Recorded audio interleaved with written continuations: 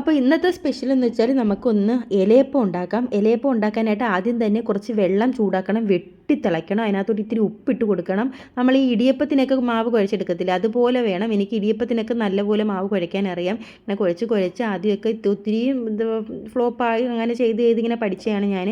അത് കണക്ക് കുഴച്ചെടുത്തിട്ട് നമ്മൾ നല്ല തേങ്ങ തിരുവിയിട്ട് ആ ശർക്കരയെന്ന് വെച്ച് കഴിഞ്ഞാൽ നല്ല കറുത്ത ശർക്കര ആയിരിക്കണം. ആ ശർക്കരയെന്ന് വെച്ചാൽ അതിനകത്ത് നല്ല പൊത്തി വാരി വെക്കണം. അപ്പോൾ അല്ല എന്തൊരു ടേസ്റ്റാണെന്നറിയാമോ. ആയിക്കൂടി ഇപ്പം തന്നെ വെള്ളം ഉറുന്ന് ശർക്കരയ്ക്കകത്ത് വേണം ആ ഇങ്ങനെ മാവിങ്ങനെ ഇരിക്കുക. അതും നമ്മൾ അരിമാവ് വെച്ച് വേണം ഉണ്ടാക്കാൻ. അപ്പം നല്ല ടേസ്റ്റ് ആയിരിക്കും.